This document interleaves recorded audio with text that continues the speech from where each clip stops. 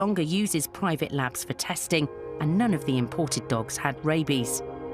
The vehicles the dogs arrived in were fully licensed and the journeys conducted legally, but it stopped using this transport service in 2022. The charity says it is moving back to in-person home checks. There was just nothing we could do. Our intentions were completely and utterly for the right reasons for rescuing a dog. If I was looking for a dog now, it wouldn't be, I certainly wouldn't go to a rescue online. We need greater transparency and we need better regulation. We need to know where these dogs start their life, we need to know who's responsible for them and where they're going. DEFRA says Great Britain has one of the toughest pet border checking regimes in the world, and it's committed to preserving the United Kingdom's high standards of biosecurity and animal welfare. It said its measures include document checks on all dogs entering Great Britain and a maximum of 12 months imprisonment or an unlimited fine for illegally importing a dog. The tragic thing about this particular issue is that there are unintended consequences that probably people don't even think about before they click on that internet site and get their dog.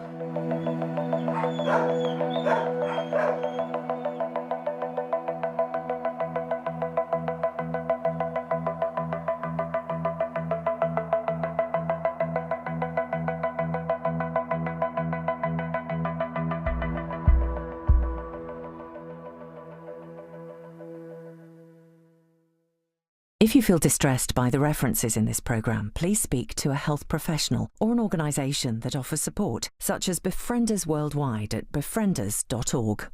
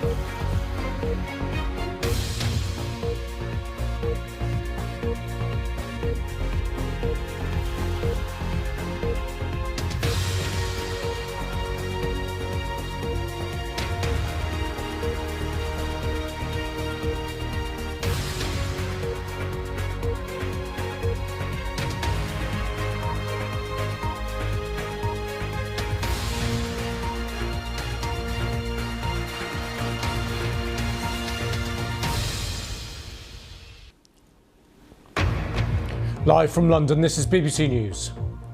Hamas says it would not lay down arms unless an independent Palestinian state is established.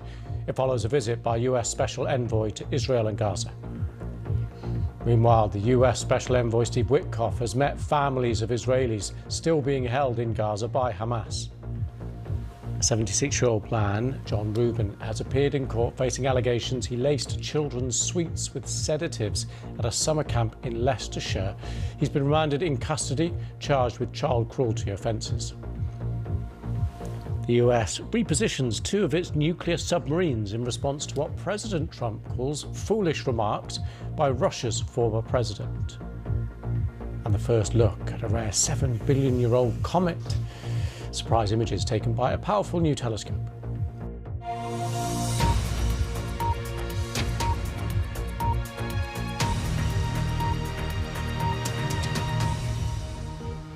Hello, I'm Lewis Vaughan-Jones. Welcome to the programme.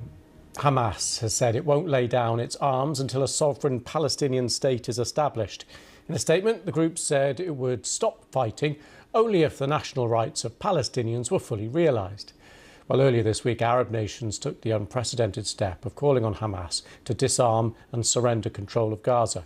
This significant change of position comes after several countries, including France, Great Britain, Canada, pledged to recognise State of Palestine.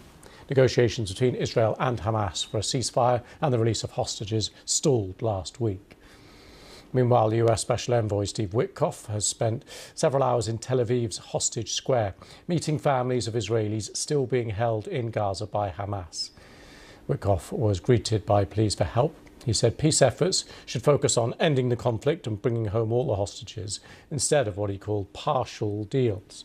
Earlier, families held a protest calling on the Israeli Prime Minister Benjamin Netanyahu to finalise a deal. Let's speak to our correspondent Emir Nadir, who's in Jerusalem. Emir, let's start with that statement from Hamas. Just talk us through it. Well, that's right. In the past few hours, we've had this statement from Hamas saying that they won't lay down their weapons until there's an end to Israeli occupation, until there's an establishment of a sovereign Palestinian state. They say as a resistance organisation, as a resistance movement, it is their legal right to carry weapons.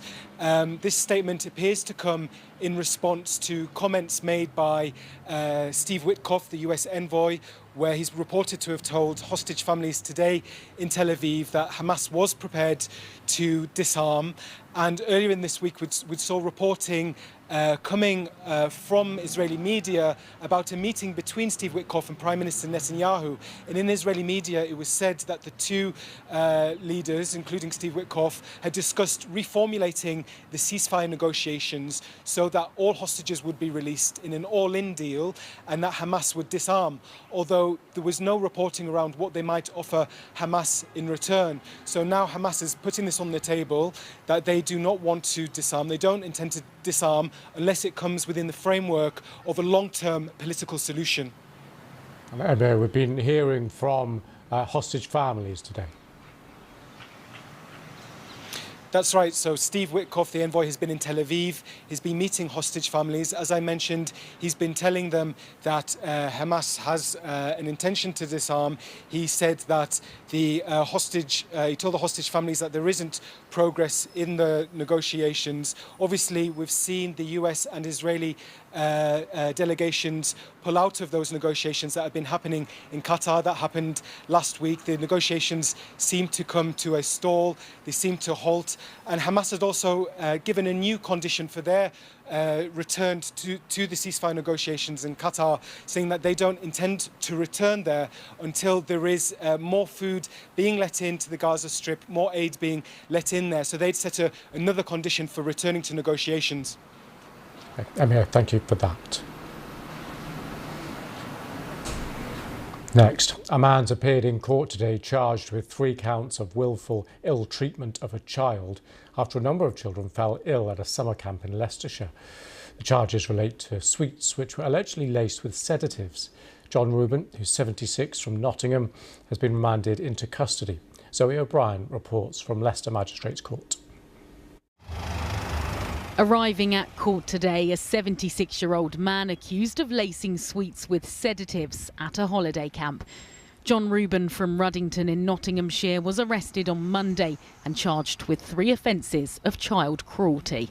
He's accused of willfully assaulting, ill-treating, neglecting, abandoning or exposing children in a manner likely to cause them unnecessary suffering or injury to health. John Rubin stood in the dock today in a grey tracksuit over an orange T-shirt. He spoke only to confirm his name, date of birth and his address. He also told magistrates that he would not be entering a plea today. The hearing lasted just 5 minutes before he was remanded into custody. Leicestershire Police declared a major incident after calls relating to the welfare of children at this holiday camp in Stathern on Sunday. 8 children and 1 adult were admitted and later discharged from hospital. The force has referred itself to the police watchdog over the delay in attending the scene until Monday. Mr Rubin will next appear before a Crown Court judge on August 29th. Zoe O'Brien, BBC News. President Trump has ordered 2 nuclear submarines to be positioned in the appropriate regions after a threat was made by former Russian President Dmitry Medvedev. Trump said he did it to, quote, protect our people. The Kremlin hasn't yet commented. It comes after President Trump set Russia a new deadline for a ceasefire in Ukraine by next Friday. Our world news correspondent Joe Inwood has the latest. Despite Donald Trump's claims he could end the war in Ukraine in 24 hours, the fighting is still as fierce as ever. 10 bodies were recovered from this building, including that of a 2-year-old child, the latest victims of Russia's drone and missile attacks. But Donald Trump's words and actions towards Russia have been hardening. The latest being the suggestion 2 nuclear submarines are being moved to the region. He posted on social media that they were being positioned in the appropriate regions. Later, he said this to assembled reporters. We just have to be careful.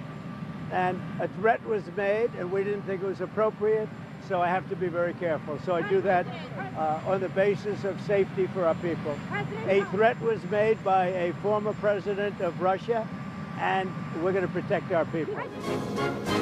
Former president he referred to was Dmitry Medvedev, who occupied the Kremlin from 2008 to 2012. He recently accused Trump of playing the ultimatum game with Russia.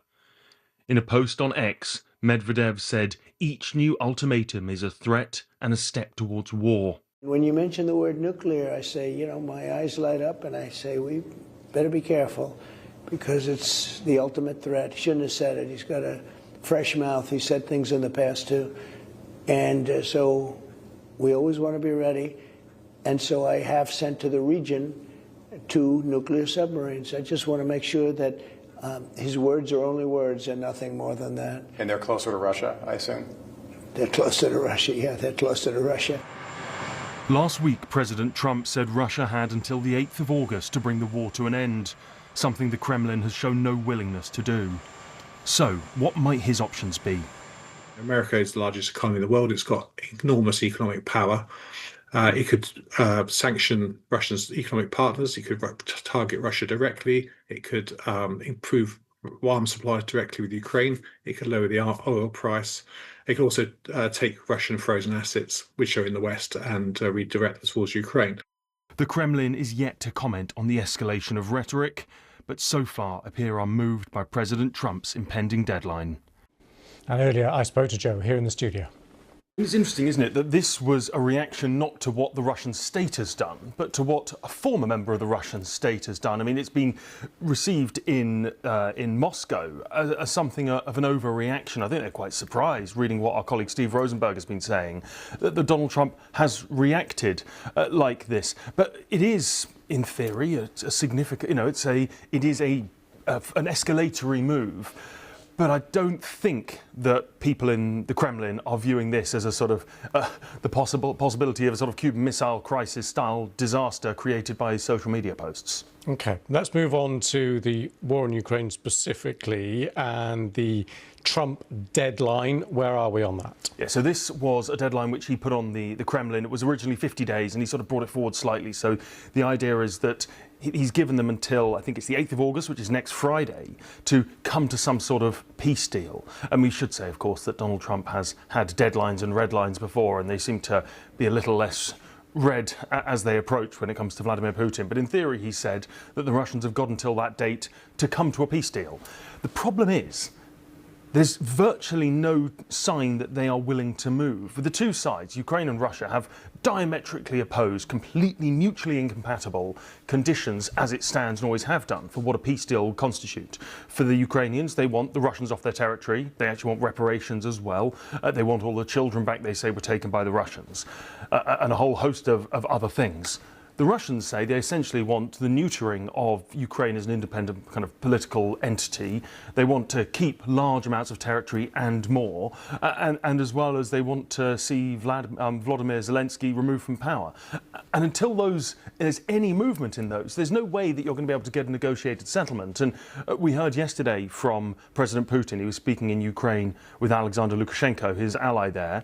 He said there's been no movement. And so as long as there is no movement, any talk of peace becomes just that, I think, talk. Thanks to Joe for that. Right, let's speak now to Sir Tony Brenton, who was UK ambassador to Russia between 2004 and 2008. Thank you for coming on the programme. It's a pleasure. What was your response, when you heard the news that Donald Trump was moving those two submarines? I think there's quite a lot less to this than meets the eye, really. Trump was pretty vague about what submarines they were. Do they carry missiles? Are they simply nuclear submarines? Where he was moving them from and to. So it's really very hard to judge, whether there's any real threat there. And the Russians are certainly reacting as if there's nothing that they're bothered about. I think this is much more about a growing US irritation with Dmitry Medvedev, who, since the crisis blew up, has been among the real hardliners in the Kremlin in making wild claims about Russia, what Russia could do. So, for example, when the International Criminal Court launched a case against Vladimir Putin, he said, well, we could easily launch a missile on the International Criminal Court in The Hague, and so on. So, he's been taking that position throughout all of this.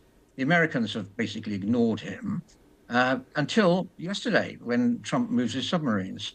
I suspect that, as I say, they've got tired with it. This deadline is coming up, and it will be quite serious what the Americans choose to do, and they're making it clear in the meantime that they're prepared to take a tough line if necessary. Well, let's talk about this deadline then. What do you make of what will potentially happen when it seems inevitably it will tick past with no resolution? Well, again, for the moment, it's very hard to see what the Americans are going to do. What Trump has talked about is imposing tariffs on Russia, which is fine, but actually Russia's trade with the United States is very low, so it would have very little effect. Or imposing secondary tariffs on countries who buy oil or gas, for example, from Russia. But those countries are India, with whom the Americans really don't want a total breakdown, and China, with whom the Americans have just lost a squabble about tariffs. So it's quite hard to see where there is in the middle of this that the Americans can achieve anything. And again, it is striking that the Russians have remained very quiet, waiting to see what the Americans come up with. That, as an assessment, feels rather pessimistic. It doesn't feel like there's any option on the table that will actually make a material difference here. No, that's right. I mean, I'm sure that the Americans will find something. The Russians will say, and actually Trump has himself said, that sanctions have had, well, Trump said none, but had very limited effect on how the Russians are going to behave. So the guess has to be that whatever happened, yes, he said that yesterday. When he announced that there were going to be sanctions, he also said something like, I don't have the precise words in front of me, for what that's worth. He doesn't believe in them. Very few economists really believe in them. But in the absence of anything else that can be done, we keep on coming up with more sanctions on Russia. So are there any other options here? A greater role for European Union countries in brokering some kind of deal, a significant, massive uplift in military support for Ukraine to try and change the balance of power on the battlefield, or are those realistic, or is it just effectively a status quo that fighting will continue? No, you're right there. I mean, the other thing that Trump announced was more American weapons for Ukraine, although he did say, we're not going to give them to the Ukrainians. The Europeans are going to have to buy them from us and give them to the Ukrainians themselves. And some Europeans are obviously going to do that. I think the Germans are going to do that. Although the French, I suspect, for example, would rather give the Ukrainians their own manufactured weapons rather than American weapons. And in any case, it's going to take time. Is there anything more than can be done? Well, there's sort of faltering peace talk going on in Istanbul. And Putin is saying, that's the place to look for progress when progress is attainable. As your correspondent says, at the moment, the two sides are a very long way apart.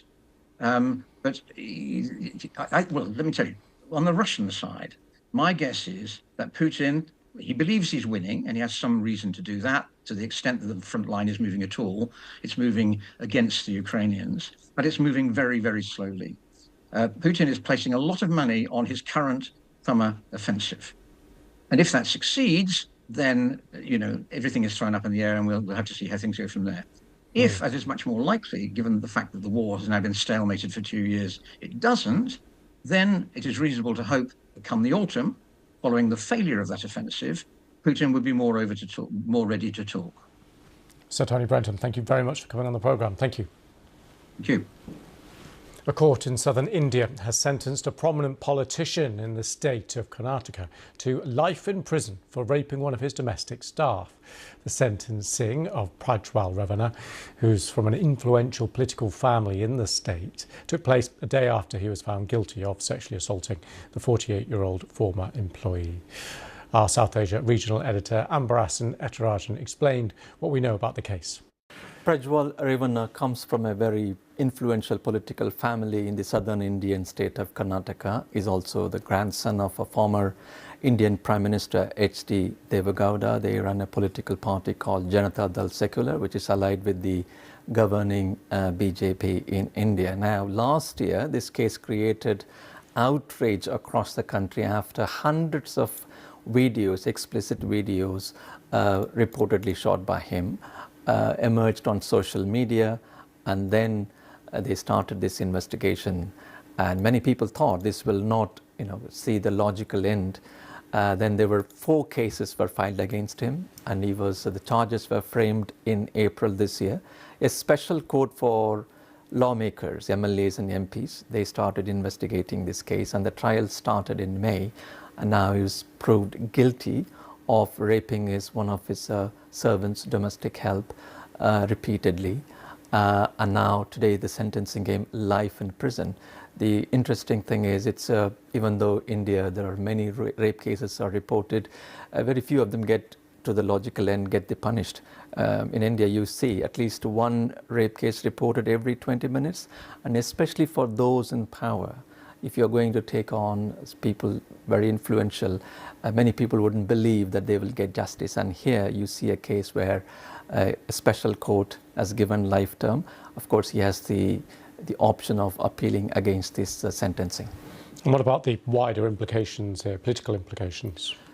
This came as a huge shock for this political party, the regional political party from the state of Karnataka. His uncle was the chief minister of Karnataka before, and he's also presently in the union cabinet, in the federal cabinet in India.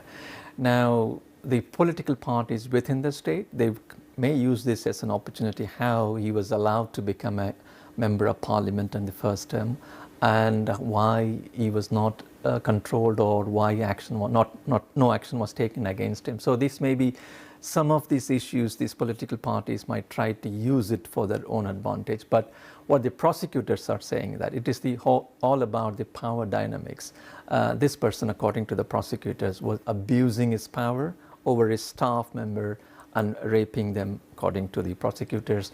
And now the victim was unable to defend because they were powerless. And the court accepted this case, and that is why they gave a very strong sentence in this case. Thanks to Ambarasan for that. Next, scientists testing a new telescope were surprised to find it had, by chance, taken images of the oldest known comet, which had only been discovered the month before. The 7-billion-year-old comet, called 3I Atlas, is thought to be the biggest interstellar object in our solar system, as our science correspondent Georgina Ranard explains. A blurry picture that caused delight, the newest image of a rare comet on a visit from another solar system. 3I Atlas was first spotted last month. Its identity a mystery, until astronomers announced it is about 7 billion years old. This means that 3I is almost certainly the oldest comet we have ever seen, by about 4 billion years. But what they didn't know is that a brand new telescope in Chile had seen it even earlier. The Vera Rubin Observatory is still only in testing mode. But when astronomers looked through some test images, this is what they saw. 100 pictures of 3I Atlas. It was photographing the comet all along and in much more detail. We don't know exactly what it looks like, but scientists think the comet is about 3 miles wide. That's about 5 kilometres. It is still really far from the burning heat of our sun, but to the surprise of astronomers, it is already evaporating, creating a blazing tail of gas and dust. Probably came from somewhere in its own solar system where it was really, really cold. Spent its life, if you will, being cold and miserable. And now, finally, suddenly, it's getting very, very close to the sun. You know, this is as close as it gets to us studying materials from other solar systems in our lifetime. We can't send a spacecraft there. It's fortunate that they send us their material and we can look at them in detail. Most comets we know, like Halley's or Hale-Bopp, live in our solar system, so they visit our skies over and over.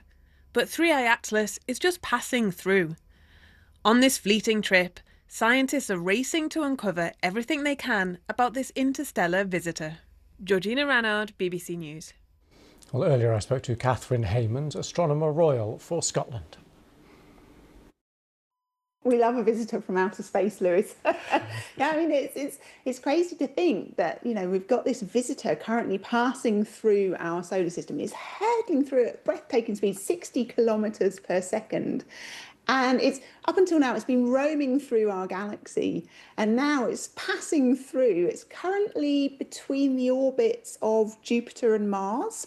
And by early October, it will be getting quite close to Mars, and then it will just carry on speeding straight out of our solar system again and carry on roaming back through the galaxy. And just how do you go about learning anything from it? Because to state the obvious, it's quite far away. It is quite far away, yes. Absolutely nothing to worry about here. The closest that it's going to get to Earth is already twice as far away as the sun is from us. So no concerns about it coming too close. But it is interesting, it's going to get quite close to Mars. And so astronomers are already starting to think about, can they use some of the orbiters that we currently have on Mars to collect more data on this interstellar object? Because it brings with it a memory of where it's come from. So we've mapped its trajectory over the last month or so. We've looked at sort of where it's come from, and you can trace it back to quite an old part of the galaxy. And that's why we think it's at least 7 billion years old, but it could be even older. And just to put that in context, 7 billion years sounds really old, but everything in our own solar system is only 5 billion years old. So this thing is 2 billion years older. And it's bringing with us sort of messages from that faraway place that it's come from across the galaxy. And so what we want to do is really study the chemical composition. As Georgina was saying in that piece that we just listened to, as it's coming into our solar system, it's getting slightly warmed up by the sun. And that kind of evaporates some of the icy layer on this comet that sends out this plume. And at the moment, we're just seeing quite a small plume. But the hope is that as it gets further into our solar system, that plume will extend, allowing us to do more detailed analysis of exactly what's inside this comet. And just in 10 seconds, because that's all we've got, I'm afraid, can we expect more of these kind of discoveries and images with advancements with telescopes like this? Absolutely, yeah. So this is just a teaser of what the Rubin Observatory can do. We're going to be in full operations by the end of the year, surveying the entire night sky on repeat, creating a movie of the universe, everything that goes whiz, flash, bang. We're going to discover more asteroids than have ever been discovered before. Thanks to Catherine Haymond there, speaking to me just a little earlier. Next, motorists in the UK who were charged hidden or unfair commission on car loans should find out by Monday morning whether they could still be in line for compensation. Financial regulator, the FCA, said Friday's Supreme Court ruling had provided clarity and it would work at speed to announce a consultation. Millions of people won't now be eligible to get their money back, but some who were sold cars by dealers using the now banned discretionary commission arrangement could still qualify. The American country singer Jeannie Seely has died. She was 85. She was known as Miss Country Soul. Her career spanned 6 decades. She won a Grammy Award in 1967 for Don't Touch Me. It was written by the man who later became her husband, Hank Cochran. In 1966, she made her debut On the long-running radio show The Grand Ole Opry, paying tribute, Dolly Parton described her as one of her dearest friends. Moving to rugby union, the British and Irish Lions have been defeated in the third Test match against Australia. However, they still take the series overall by 2-1. Australia put on a strong physical performance to beat the Lions 22 points to 12. The match was delayed by nearly 40 minutes early in the second half because of lightning. And the first online chess competition played at the Esports World Cup has been won by the #1 Grandmaster Magnus Carlsen. Norwegian won $250,000 at the event in Saudi Arabia. This is BBC News.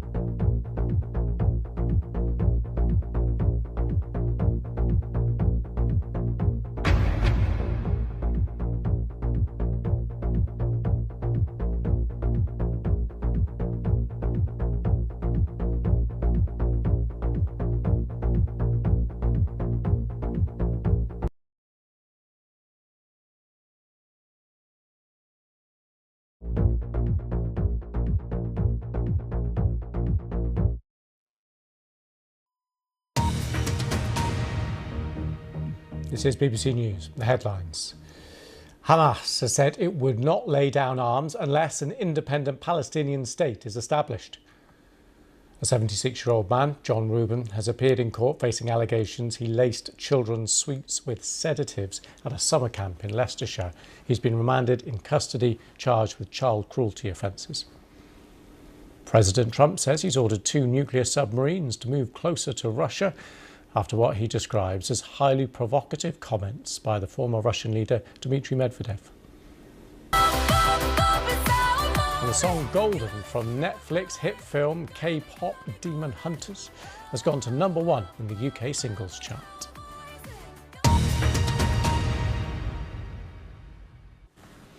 Now to Nigeria, where nurses have suspended their 7-day nationwide strike, which started on Wednesday, following a meeting between the union and the government.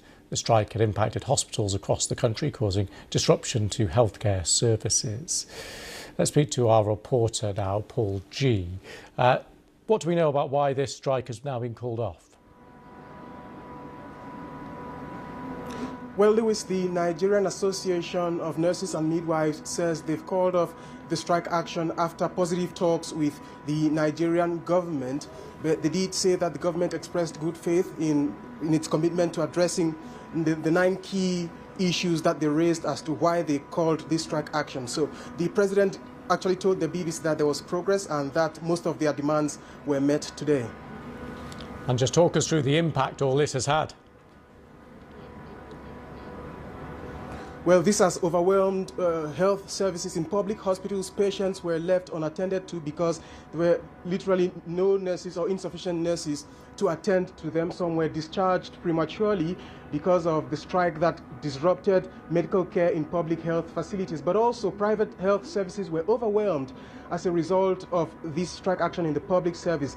Hospitals were overwhelmed with queues, long queues of people who just wanted to be treated for the different illnesses that they had, but this meant that the strike action brought that to a standstill. And what do we expect to happen now?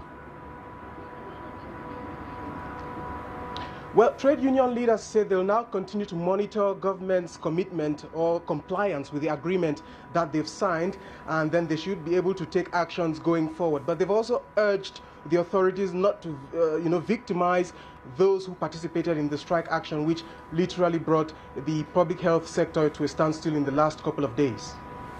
Paul, thank you. Now, the BBC World Service has compiled material on over 160 cases where children have been shot in Gaza and found that 95 cases, children were shot in the head or chest. Most of these cases, the victim was under 12. Cases we found run from the first weeks of the war up to July this year. Israel doesn't allow foreign journalists to enter Gaza, and destruction and displacement make it difficult to gather material. BBC World Service population correspondent Stephanie Hegarty reports in a warning this contains distressing images of children with injuries, many fatal.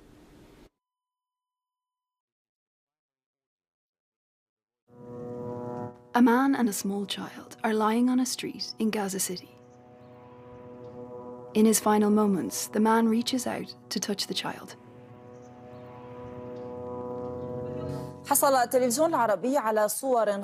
This video was broadcast on Qatari network Al Arabi TV in late December 2023. The man and child had been shot by Israeli snipers, the report claimed, but there were no details of what exactly happened or who they were. For months, we tried to find out more about them, trawling social media and reaching out to contacts on the ground. A comment under a social media post named a street and a business in the video, which helped us to geolocate it, and we could verify independently that it was Hamid Street in Gaza City.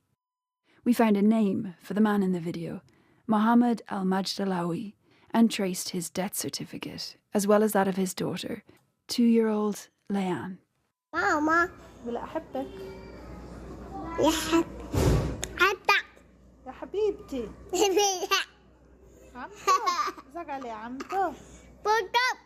Leanne's case is just one of over 160 reports we've compiled of children who were shot in this war in Gaza. The incidents we looked at ran from the beginning of the war all the way up to July this year. Israel bans foreign media from entering Gaza independently to report, and destruction and displacement also make gathering details difficult. We struggled to find Leanne's family, and it wasn't until a ceasefire earlier this year, when people could move more freely, that we managed to reach them. Hello? Hello? كيفك يا شهد? This is Leanne's sister Shahid. She was 12 years old, and with her mum, Soraya, her teenage brother Aboud, their father Mohammed, and Leanne that day. Shahid, Aboud, and Soraya told us what they saw when Mohammed and Leanne were killed. The family say they were sheltering in Gaza City when the area was bombed by the IDF, and they were ordered to evacuate. On the 9th of November 2023, at around midday, they told us they left this school and travelled down this street, turning left onto Amid Street. There was no fighting at the time, they said. بدنا ماشيين مع بعض فاحنا سبقنا ابويا بقى ابويا في اللعب في العيان وبغني معها. As they passed this junction, Shahid says she saw a tank up the street to her left. شفنا الدبابة اللي احنا صرنا نجري في الشارع احنا سبقنا بابا لو بابا ورانا يعني بطئ في المشي عشان حامل الليان وزي هيك نطلع احنا لقيناه مرمى على الارض فكرناه وقع اشي. Shahid says she and her brother ran back to help and realised their father had been shot. She tried to grab Leanne, who wouldn't let go of her father, before they were shot at again. أنا مديت إيدي عليها بدي أمسكها لأنها دغري أجت رصاصة في إيدي مسكت وقت بدي أسحبها دغري أجتني رصاصة في إيدي دغري صار الرصاص لو صار أبويا صار روحوا صوبوني روحوا صوبوني. They fled and never saw Mohammed or Leanne again. This image was taken before the war, but we've obtained and analysed a satellite image taken 2 hours before the shooting. We don't have permission to publish it, so we've recreated it in this animation. On the satellite, we can see an IDF presence 280 metres north of the family, and we can see a tank along the same street where Shahid says she saw one 2 hours later. Military analyst Stuart Ray examined the image and pointed out these tanks, armoured vehicles and military diggers, these defensive sandbanks, and the fact this location has the tallest buildings in the immediate area, which suggests this was an IDF fortified position. He said that as well as tanks, a position like this would have infantry. There are 3 clips in the video we've seen of Mohammed and Leanne. The first indicates where they likely fell. In the second, drag marks show that the bodies have been moved to behind this building. In the last clip, they've been placed beside each other once again. We showed these videos to 3 forensic pathologists with experience in war casualties. Each said it's evident that Mohammed and Leanne were killed by gunfire. Professor Derek Pounder is the former head of pathology at the University of Dundee. Overall, it's most likely that a single gunshot has struck the infant, passed through the infant, into the man, causing him to collapse and killing both of them. What is it that you can see in this video, which isn't very clear, that tells you that? There's no evidence of any blast injury with flailing of the arms and legs.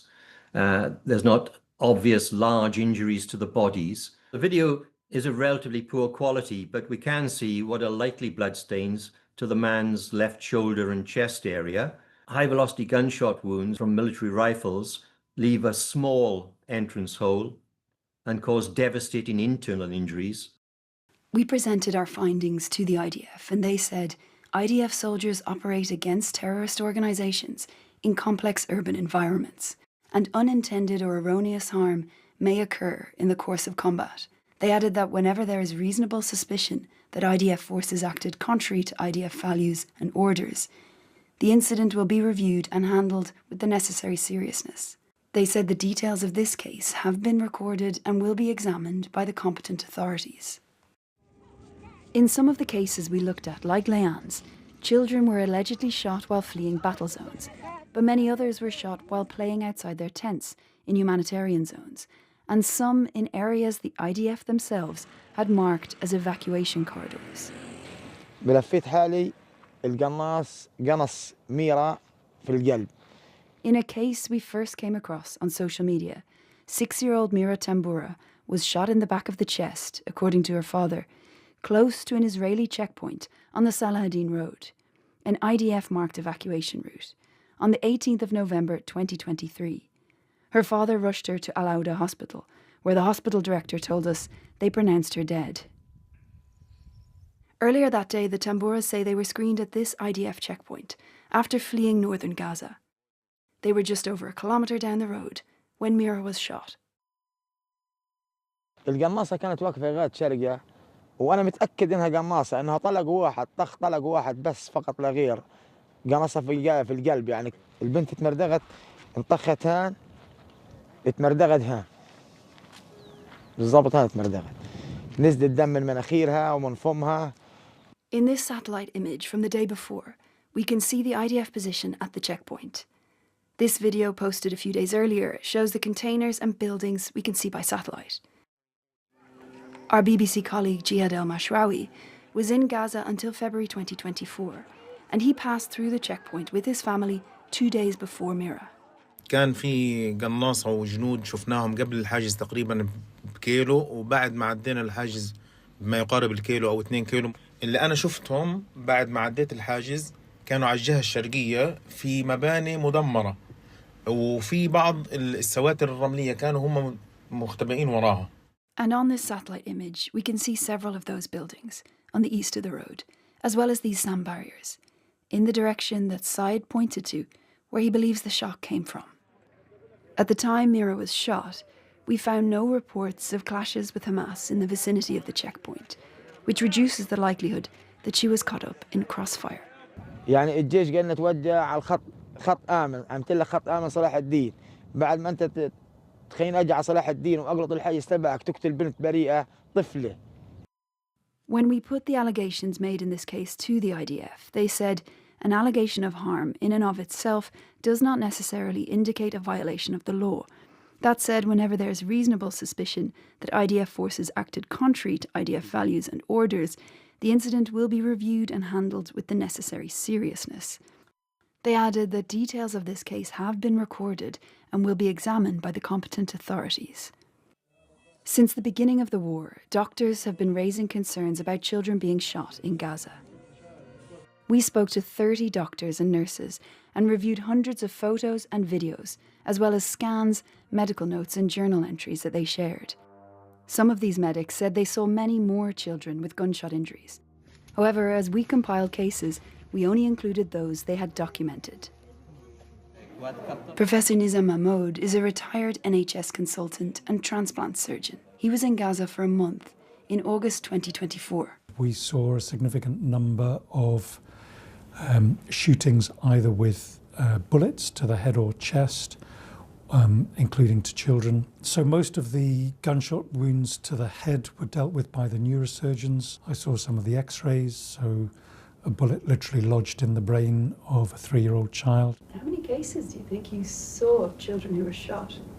I lost count. During the time I was there, I would say probably 20 plus. We also spoke to human rights researchers working on the ground and collated and verified media reports. Of the 168 cases we compiled, we found 95 instances of a child shot in the head or the chest. More than 2/3 of these children were under 12 years old. In 59 cases, we were able to obtain an account from witnesses of what happened, either directly or via doctors and human rights researchers. In 57 of those, it was alleged that the IDF shot the child, and in 2 that the children were allegedly shot by Palestinians, one by celebratory gunfire, the other in a gang conflict. For the remaining 36 cases, we have no account of what happened. Without access to Gaza to report, gathering details on each incident is extremely difficult. Children have come into our field hospital with gunshot wounds. Across 20 months of fighting, children have been killed and injured in their homes, whether they're staying in tents or walking in the streets. And the world simply cannot accept this type of warfare, this kind of impact on children. If the world accepts it, whatever comes next will be even worse. While we have no proof of intent, Mira and Leanne's cases raise serious questions about how the IDF operates in Gaza. This week, Israeli human rights group B'Tselem reported on the absence of any rules of engagement in Gaza for Israeli forces. This video was broadcast in April on Israeli TV. It's an IDF commander speaking to his troops, telling them to shoot at everyone they see. כל מי שפוגשים זה אויב. מזהים דמות, מפעילים משמידים, מתקדמים הלאה. Kay was a reservist in Gaza in early 2024. I asked if he was surprised to hear that so many children had been shot in the head, allegedly by Israeli troops. I'm not super surprised.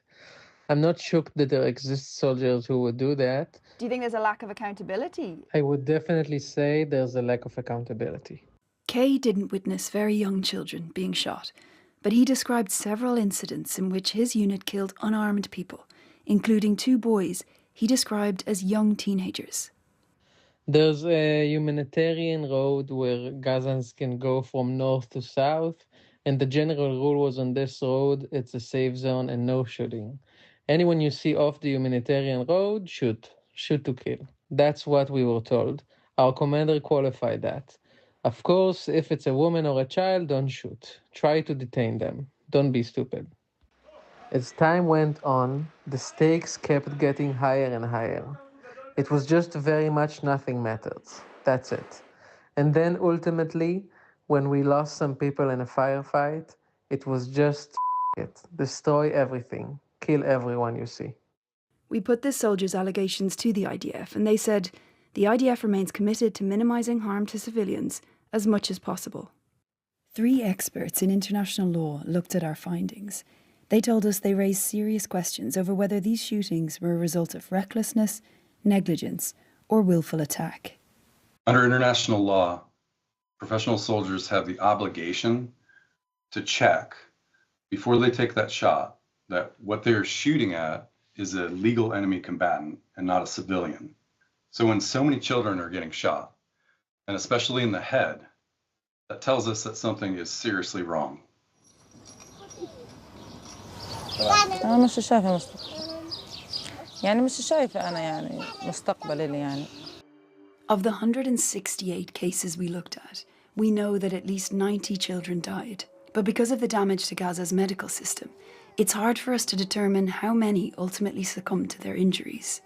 According to the Mass-Run Health Ministry, at least 50,000 children have been killed or injured in Gaza since the beginning of this war. The families we spoke to say they have no hope for justice for their children.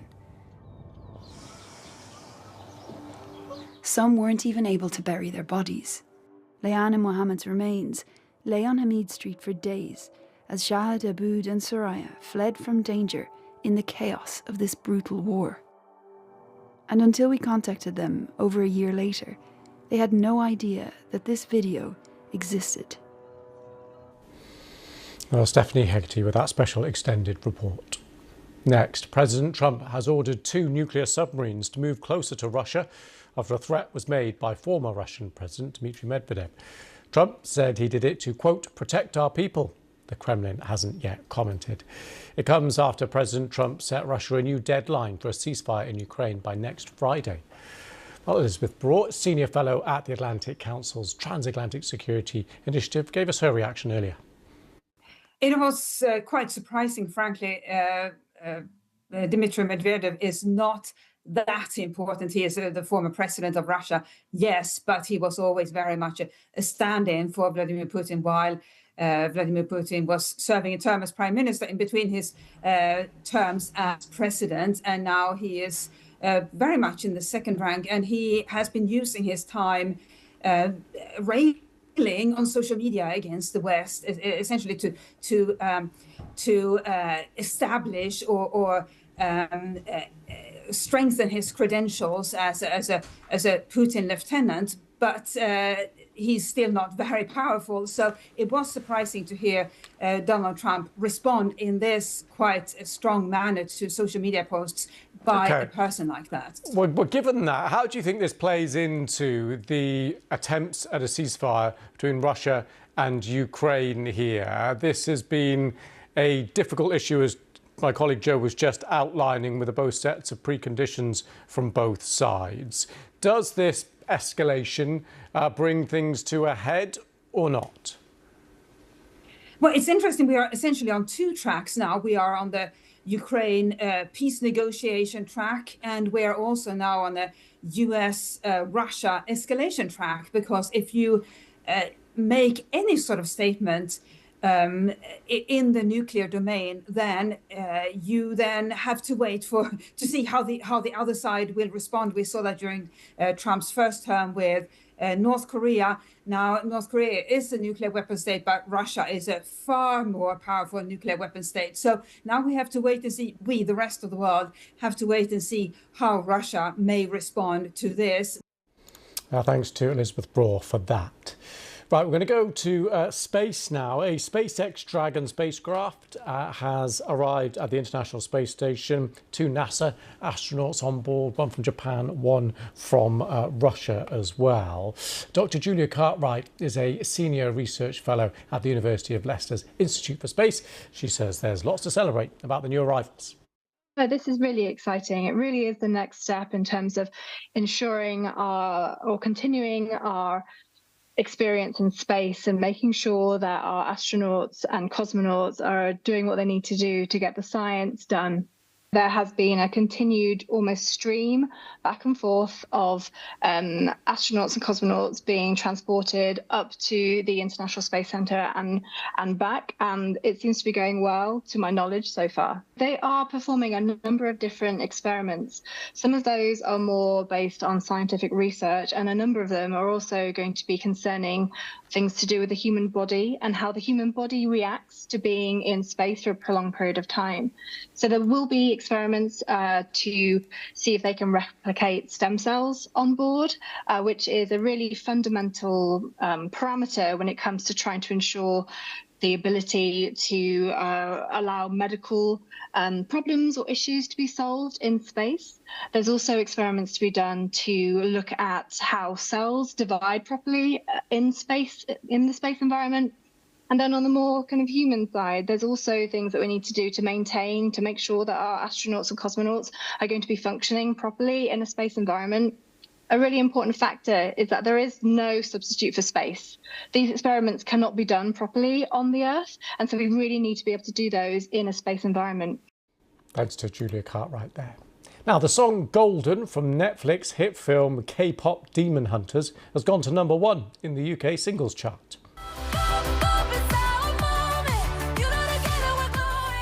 The single is by the animated group Huntrix, the fictional K-pop trio in the musical adventure film. It's the first time a K-pop artist has reached #1 since 2012. Gangnam Style became the first UK K-pop #1. Let's speak now to Mathieu Berbigier, expert in K-pop music and visiting assistant professor of Korean Studies at Carnegie Mellon University. Thanks for coming on the programme. Thank you so much for having me. So just talk us through, for people who haven't been following the film and this song, just explain it to us. Yeah, so basically Golden is the song of the soundtrack of K-pop Demon Hunters, which is an animated movie that was released on Netflix a few weeks ago.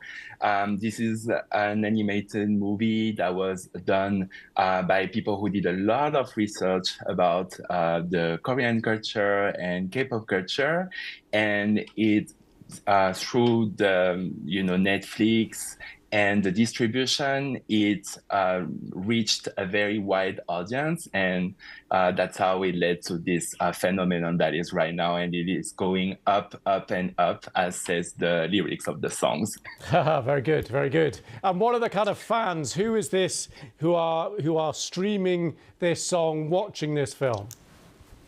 I think there could be a lot of different audiences, and actually that tells us a lot about how K-pop and its popularity is evolving over the years, is that a lot of people tend to see K-pop as a phenomenon that will someday fade, but actually it never fades, it just evolves. And so right now, through Netflix and the wide distribution, but also the fact that it is an animated movie, it was able to reach a wider audience, and so to stream people to reach people who maybe were not necessarily into K-pop at the beginning, but now are getting into it. So I think that's also why, as you mentioned, it is only the second time that it happened in the UK after Gangnam Style. I feel that this is also why the fandom who is interested in streaming this song is actually wider than before, because it's not necessarily K-pop fans, it could be just people who enjoyed the movie. Yeah, people may have thought with Gangnam Style, as we saw in pictures of there, of BTS a couple of years ago, the craze might have kind of come and gone, but it's, as you were just saying, it seems to be going from strength to strength. Yes, it's really showing us how all the assumptions that were made about K-pop, like even I've been researching it for 15, 20 years, and every year someone would say, oh, K-pop is gonna end. It's gonna